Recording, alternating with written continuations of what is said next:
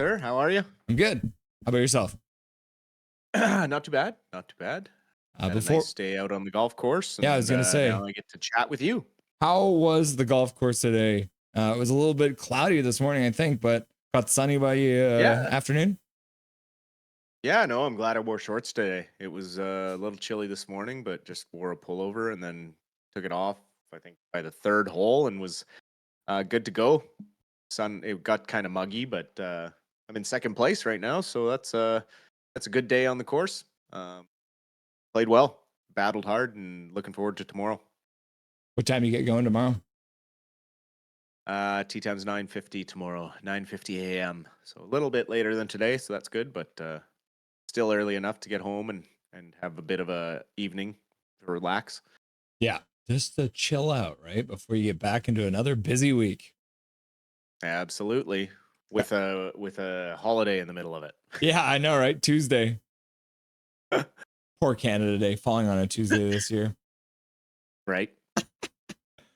So we talked about the fact that maybe the Canucks make some moves, but obviously at the end of the day, for probably the first time in a very long time, the Vancouver Canucks used all of their picks for this year, except for the one they traded away for Mr. Evander Kane, which wasn't really theirs to start with. What was your general impression from the Canucks? Surprised that they ended up drafting all of them? Not really. They have, if you look at the contracts right now in Abbotsford, they got a lot of guys that are RFAs that might end up going to other minor league teams, could end up signing AHL contracts. There's some guys that aren't going to be coming back, so they need to restock the cupboard, and they need to do it quick. So I'm not at all surprised they went this route. They also picked for organizational needs, clearly. Picking up Medvedev there in the second round. I mean, with all the talk around extending Demko, the writing is on the wall for Silovs. I mean, you can't extend Demko for 5 years and expect Silovs to sit around waiting in the AHL and rot. I mean, you have to trade him. He will be 29 years old when Demko and Lankinen's contracts expire. Like, it's just, I mean, you might as well scream to the market that, hey, Silovs is for sale, and if we don't sell him, he will be free in a year. So it's like, that's why I was saying last night, it's frustrating when it's all this talks around Demko's extension, and it's like, you shouldn't be talking about it so much publicly until after you trade Silovs. You are handcuffing yourself and making it known, and the market's going to be like, okay, I can lowball because they have to move this guy. Like, there's no other choice. And with picking up Medvedev, now they insulate that the younger guys. Obviously they have Patera and Tolopilo still in Abbey. Two young guys that are perfectly capable of playing AHL hockey games.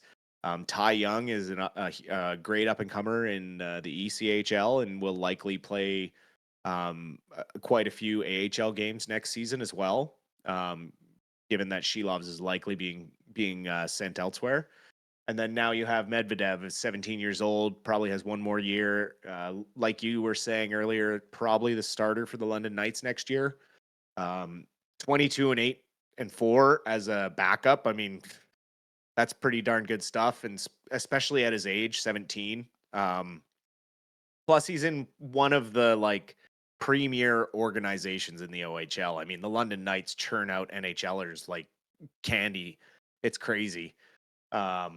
So yeah, that pick didn't surprise me. And then picking up another centerman. One thing I noticed is all their picks except for Lansing in the last round, or in the sixth round, I guess. Seventh round. Seventh round. Yeah, he's really the only one who doesn't have a lot of good looking scoring stats. Mm-hmm. Every one of these kids shoots the puck, gets the puck in the net, and also can set up plays. That's one of the huge things I noticed looking at some of the stats.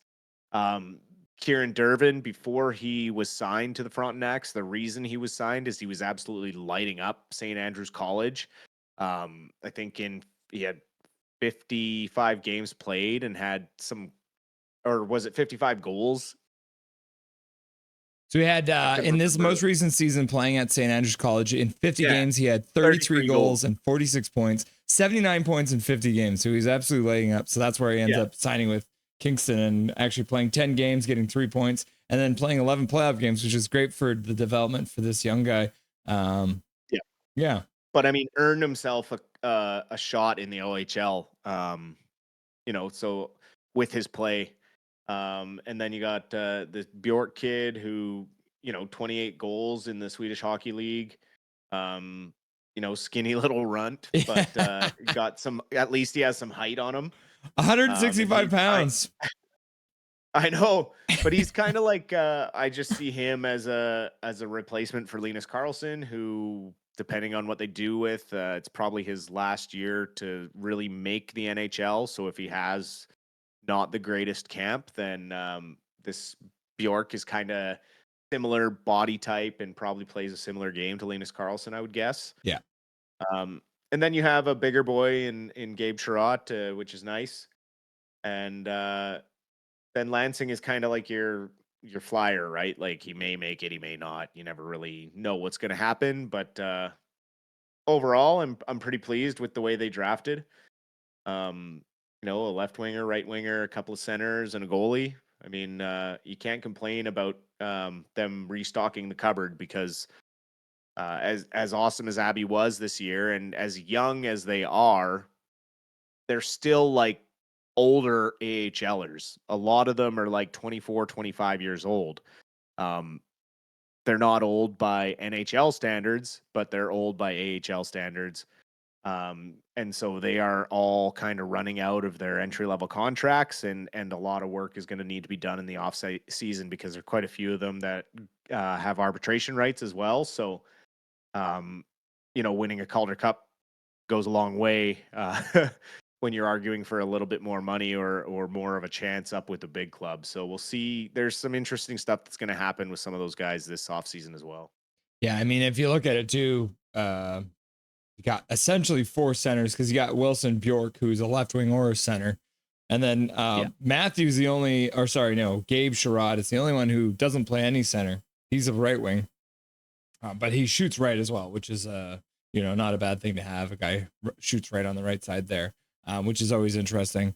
But yeah, like you said, organizational depth, center, and a right wing with a goaltender who is probably plays next year in the London Knights organization, and then maybe comes up and has a cup of tea with the Abbotsford Canucks, depending on where Ty Young and Tolopil are at, or maybe spending a little bit of time down with the Kalamazoo.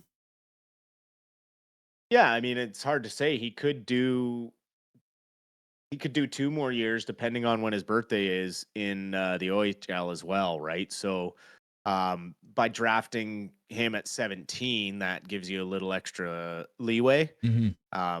And you could let him marinate in juniors until he's 19, because I don't think you qualify for the AHL until you're 19. So he would have to play 2 more seasons and get up to age anyways. So, they could send him to Kalamazoo.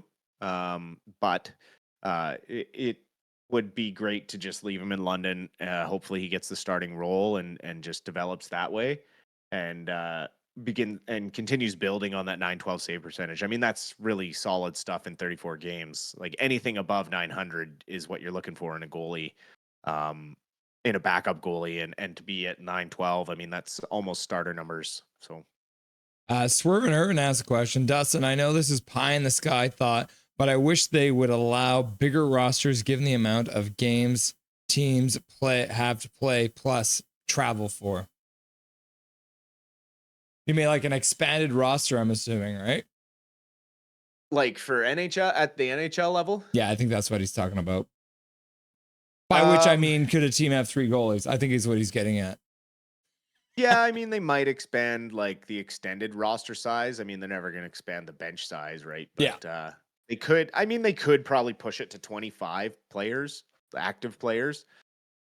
Just given the way that more guys get injured throughout the season these days, and they keep guys out for longer when they're injured. It's not like the good old days where it's like spit on it and get out there, kid. So yeah, I mean, I could see that happening. Maybe adding two or 3 more contract or roster allowance.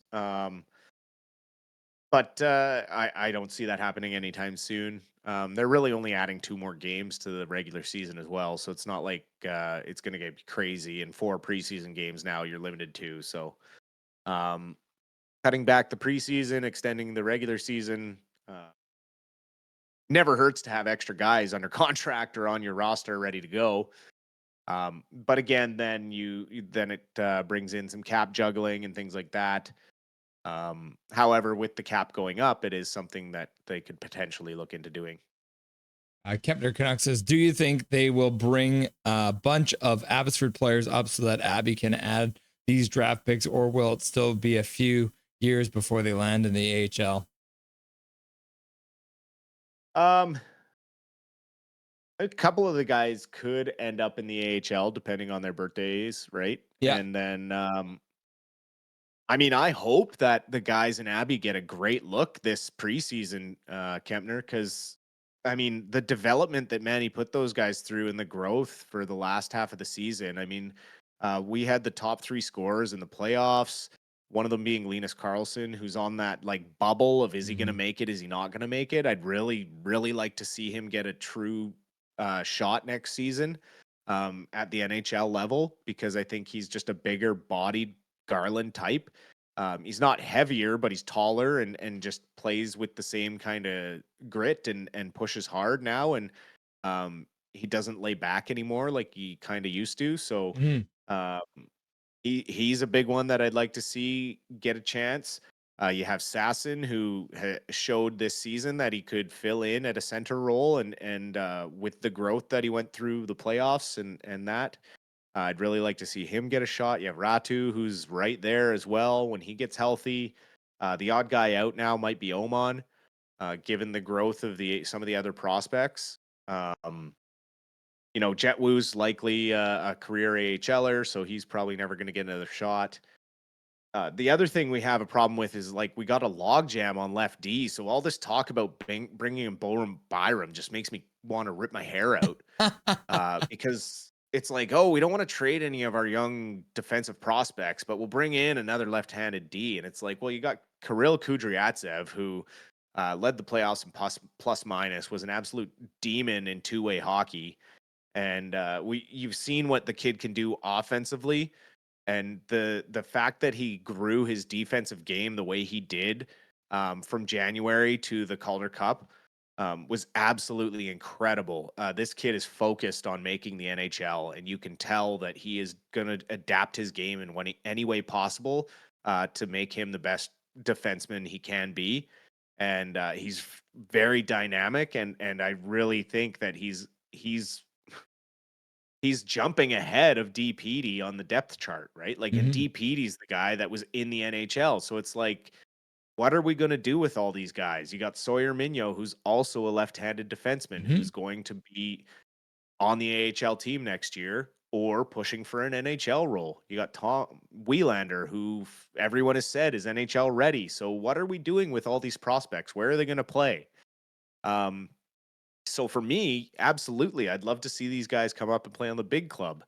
But then you have Alvin, who's then extending Garland and taking away a spot from any of these guys of having a chance at. And I get why you signed the deal early, because Garland could go off and get 35 goals this year, and then some team will throw $7-8 million at the guy. So yeah, you get him under contracts for 6 more years at $6 million. The contract's going to age great, but you've basically slapped all those young players who worked so hard on their development in the face. And so for me, who watched Abbotsford all season long, I've developed like a love for some of these players, and I really want to see them get their shot. But the way that Alvin's doing business is what sits wrong with me. And that's where it irks me, because I just think he's doing things a little backwards. I think some of the extensions should wait until training camp gets underway and you see if these young guys really are ready to make that push and they learned something from this playoff run. If they have a horrible development camp and they don't play well in the preseason, then fine, right? That no harm, no foul. But you haven't pissed them off and put a sour taste in their mouth by signing a couple veterans. But now you do that, and it's like, are you going to get the same effort that you would have got if they would have just come in thinking that there's potentially a long-term spot for them? And so that's where it's like we're in a really weird spot with our prospects because we have a lot of bottom six talent that's cheap and could play at the NHL level, but we have too many bottom six guys under long-term contracts right now. And some of them are going to have to be moved.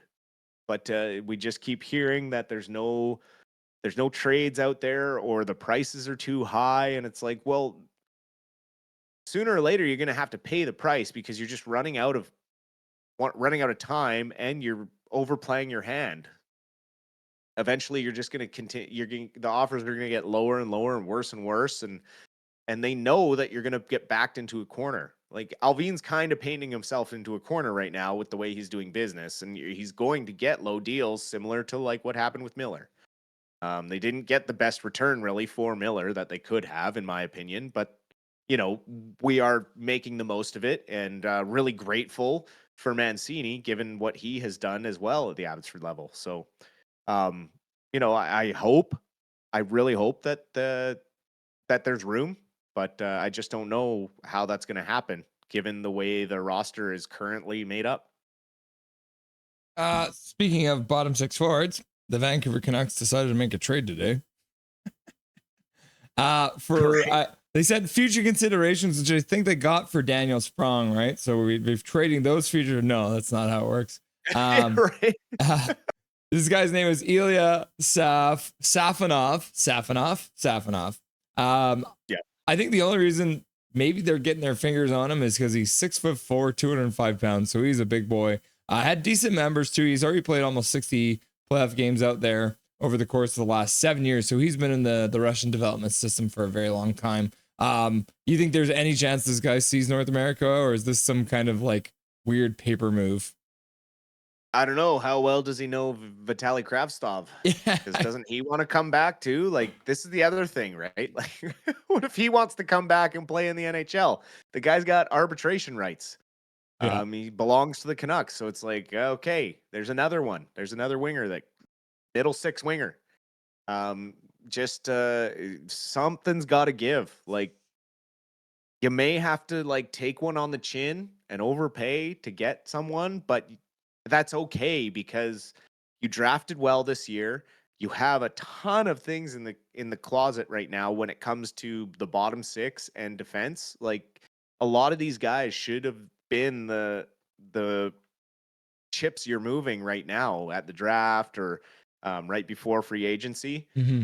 So we'll see what happens tomorrow and Monday, but hopefully there's some sort of trade made to free up some room for some of these guys, and also to shore up our top six scoring. Because right now, if you were to put the lineup on paper with who we have under contract, we are in full rebuild mode.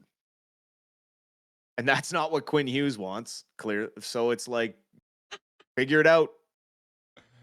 Swerve and Irvin, by my estimate, we need roughly 3 good forwards to cover these jobs in the top 6. Right wing, face-off specialist, PP bumper. Which one do you prioritize, Dustin? Well, I know one good forward that could cover 2 of those spots, and we traded him away a couple years ago in favor of a hissy fit little baby that is now playing for the New York Rangers. Thank God we drafted a new one, I guess. Yeah. Yeah. I would say you basically except for the right wing, you were talking about Bo Horvat, right? Yeah. That was the only forward that wasn't a center that they took, was a right wing. So maybe they're prioritizing all 3, at least the Canucks are. There you go. The one other thing I wanted to ask you about was the trade, Gibson going to Detroit, one of the later trades. Does this trade make Detroit a playoff team? Because they had some definite troubles in their crease last year and just missed the playoffs. Is the Yzerplan finally going to get them into the Stanley Cup playoffs? I mean, first off, finally Gibson gets freaking traded. How long has that guy been on the trade block? I mean, my goodness. 2 Feels years. like the last 4 deadline. Like, it's just he constantly gets talked about. Yeah. But the big thing is his health too, right? Like he's injury prone, similar to Demko. There's no doubt about the talent he possesses. They absolutely got better in net than what they had. But again, it comes down to injuries and if he can stay healthy. And if he can stay healthy, Detroit absolutely is in a better spot than they were yesterday. Yeah, sending Mrazek back the other way, so that I'm presuming Mrazek might be playing backup to the young guy they got down there in Anaheim next year. Dustin Boydell, is there anything you want to say to chat before I let you go for the day? Oh, appreciate all the questions and thanks for dropping in for this draft episode. Hopefully we have a bit more to talk about in the coming days and obviously free agency coming up on Tuesday. So hopefully we have some big news there. Hope everyone enjoys the rest of their weekend. I'm going to get some rest tonight and try and go out and win a golf tournament tomorrow. Yeah, good luck, buddy. I know you're going to do it. I can feel it in my bones. Oh, I can feel it in my plums. Have a great night, brother. Enjoy. Good luck in the tournament tomorrow. Thanks, man. We'll talk to you soon. Nothing is perfect.